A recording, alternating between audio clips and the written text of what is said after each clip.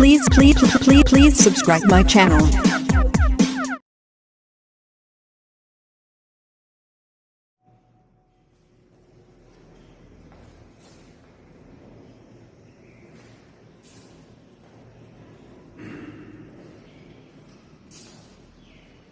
Good morning विद्यार्थियों।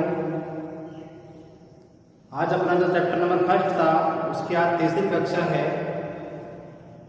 दूसरी कक्षा में हमने कुपोषण के बारे में बात की थी। कुपोषण कितने प्रकार के होते हैं।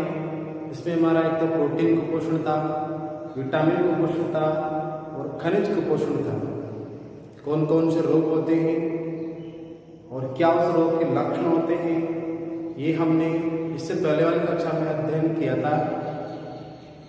जिस भैयाओं को कक्षा नहीं देखी है वो पहले उस कक्षा को देखें। इसके बाद में आज अपना जो पार्ट है वो पार्ट नंबर 3,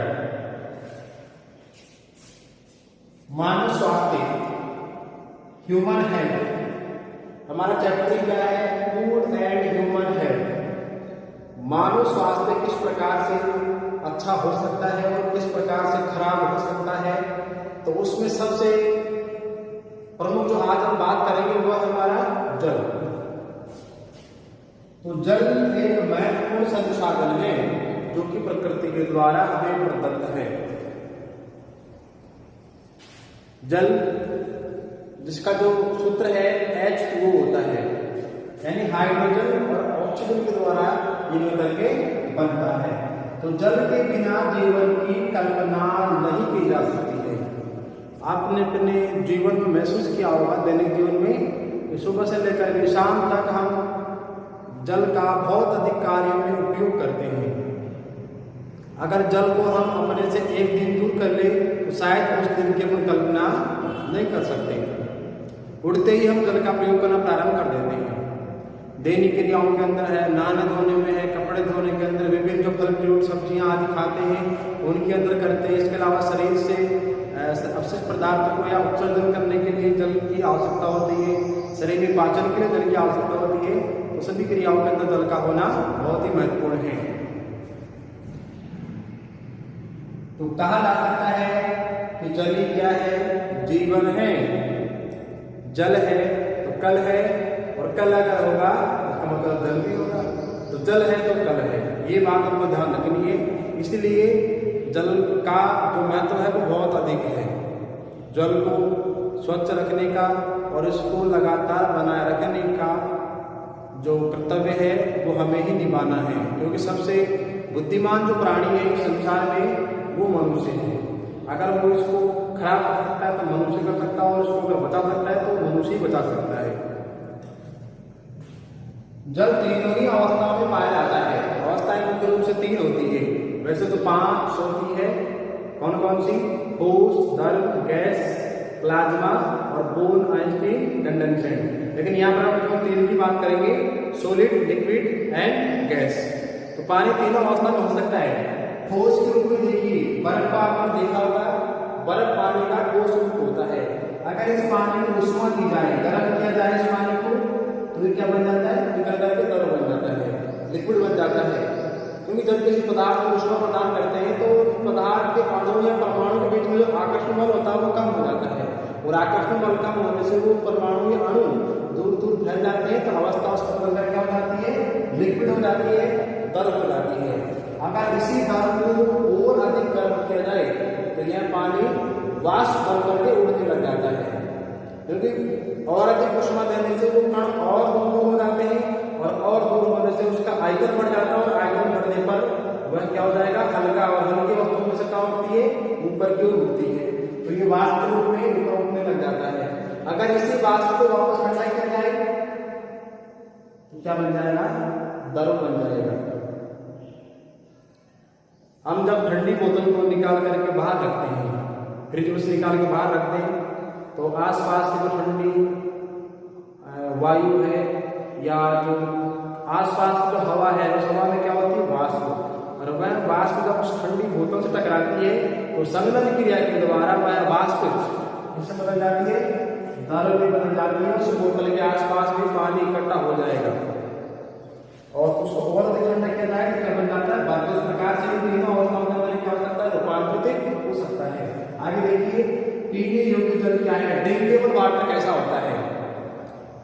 कई जगह जब आप घूमते फिरते जाते हैं तो वहां टंकियों पर लिखा हुआ रहता है पीने योग्य जल।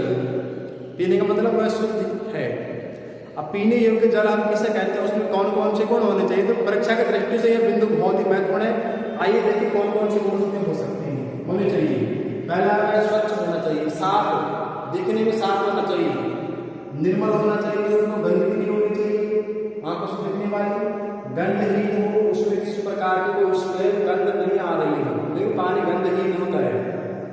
और है दूसरा वनस्पतियों रहित हो और पारदर्शी हो। वनस्पति का मतलब उसमें चारा, पेड़ पौधे की पत्तियां, डंठल वगैरह वगैरह नहीं हो, और कैसा हो, पारदर्शी, आर पार दिखने वाला। ऐसा नहीं कि टैंक में पानी भरा हो, उस टैंक के अंदर क्या पड़ा हो वो दिखाई नहीं दे रहा, इसका मतलब पानी पारदर्शी नहीं है, या पानी क्या बन जाएगा, गंदा बन जाएगा। तो कैसा होना चाहिए, ट्रांसपेरेंसी होनी चाहिए, पारदर्शी होना चाहिए, आर पार को दिखना चाहिए उसके अंदर। अगला देखिए सूक्ष्म जीवों से रहित हो। सूक्ष्म जीव ऐसे जीव होते हैं जो हमको दिखाई नहीं देते हैं। अगर वो पानी के अंदर मिले हुए हैं तो वह पानी पीने योग्य नहीं है, स्वच्छ नहीं है, या हमारे शरीर के लिए लाभदायक नहीं है। तो उसमें क्या नहीं होनी चाहिए, सूक्ष्म जीव नहीं होने चाहिए। आगे देखिए पीएच मान लगभग 7 हो तो उसमें पर्याप्त ऑक्सीजन भरी हुई रहती है। जल में रहने वाले जीव ऑक्सीजन कहां से प्राप्त करते हैं, पानी से प्राप्त करते हैं। तो पानी के अंदर क्या होती है, ऑक्सीजन, और वो अधिक कम प्रकार से रह पाएगी जब उस पानी का पीएच मान क्या होगा, संतुलित होगा। अगर पीएच मान 7 से नीचे हो तो वो अम्ल कहलाता है, 7 से ऊपर हो तो वो क्षार कहलाता है, और पीएच मान अगर 7 के आसपास हो तो वो उदासीन वाली अवस्था होती है। और उदासीन अवस्था के अंदर जल में अधिक मात्रा में क्या होती है, ऑक्सीजन होती है। पीएच मान बोले तो इसका जो है पी को जर्मन भाषा का शब्द है, और एच होता है हाइड्रोजन, यानी किसी भी जल में उपस्थित हाइड्रोजन की शक्ति की मात्रा को मापने का जो सार्वत्रिक स्केल है, यूनिवर्सल स्केल है, उसको हम पीएच स्केल कहते हैं। इसी स्केल के द्वारा हम अम्ल और क्षार पदार्थों की प्रकृति का पता लगाते हैं। आगे देखिए जल की क्या भूमिका है हमारे जीवन में, तो सभी पाचन क्रियाएं जल के द्वारा ही संपन्न होती है। श्वसन में हम ऑक्सीजन लेते हैं, और यह ऑक्सीजन हमारे शरीर के अंदर जाकर के ग्लूकोज के साथ में ऑक्सीडेशन करती है, ऑक्सीकरण करती है। तो ग्लूकोज हमारे शरीर में कैसे जा पाएगा, तो वो जल के द्वारा ही जा पाएगा, अर्थात जल के बिना ऑक्सीकरण क्रिया भी संभव नहीं है, पाचन की क्रिया भी संभव नहीं है, उत्सर्जन की क्रिया भी संभव नहीं है। तो इसको बोलते हैं मेटाबॉलिक क्रिया, उपापचय क्रिया। विषैले पदार्थों को शरीर से बाहर निकालना, पानी पीने के बाद में हमारे शरीर में जो रक्त से अपशिष्ट पदार्थों को छान करके या छान करके फिल्टर करके उसको अलग निकाला जाता है पेशाब के रूप में। तो ये भी जल के द्वारा संभव है। जितना अधिक अपन जल का सेवन करेंगे उतना ही अधिक हमारे शरीर से जो पॉइजन वाले पदार्थ हैं वो शरीर से बाहर निकलेंगे। तो अधिक पानी पीना स्वास्थ्य के लिए लाभदायक होता है। आगे देखिए चुस्ती और ऊर्जा को बनाए रखता है।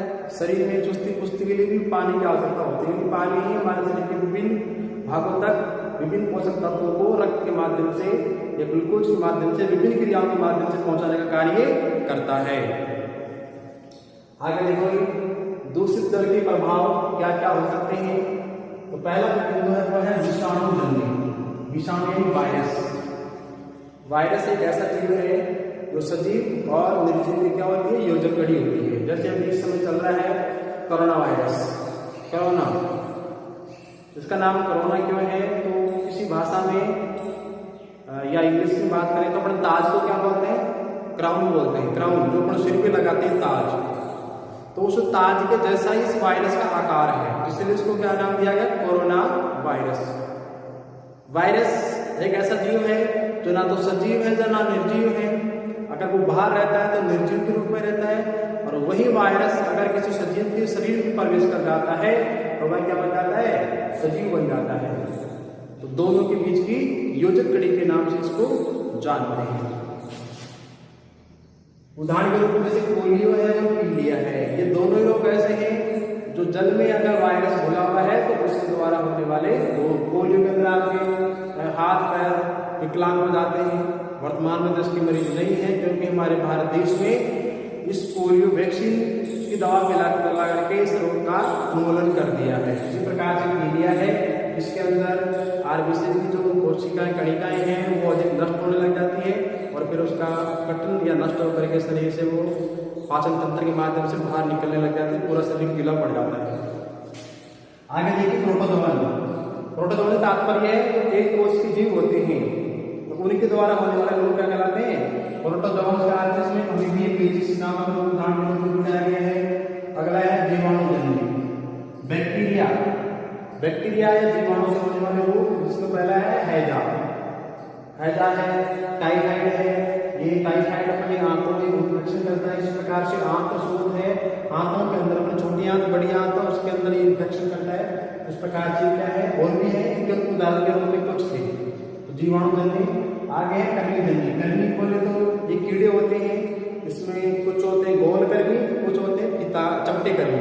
गोल और चपटे कर्मी के रूप में रहते हैं। तो उदाहरण के रूप में जैसे कि बालाया नादू, इसके बारे में आपने नाम सुना होगा। अभी वर्तमान में तो रोग है नहीं, लेकिन पहले के समय से इस रोग ने बहुत अधिक महामारी मचाई थी। अब ये हमारे इस टॉपिक में महत्वपूर्ण है, इसका अध्ययन करेंगे बालाया नादू। तो बालाया नादू किसके द्वारा होता है? जो इसका कर्मी है, जो कीड़ा है इसका, उसका नाम है ड्रेकनकुलस मेंडिनेसिस।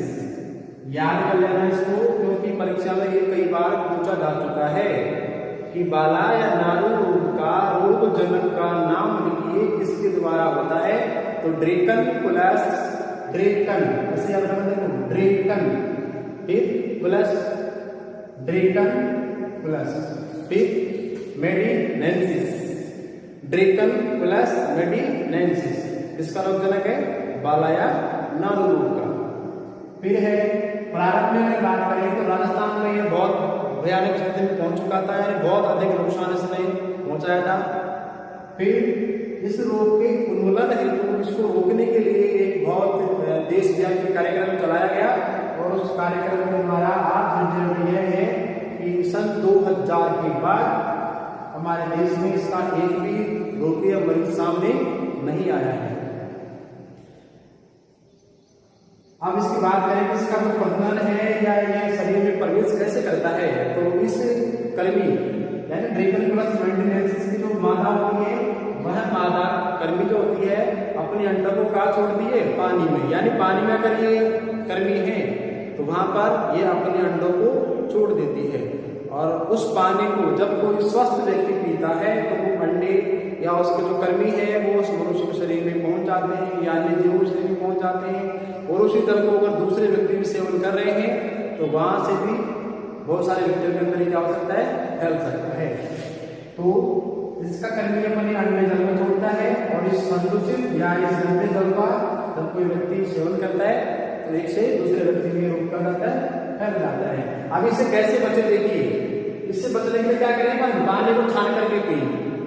अपने आसपास टोटी से, नल से, हौज से, कहीं से भी पर पानी ले रहे हैं तो उसके पास में टोटी के नीचे एक कपड़ा लगा दें, उस कपड़े से उस पानी को छान करके पिए।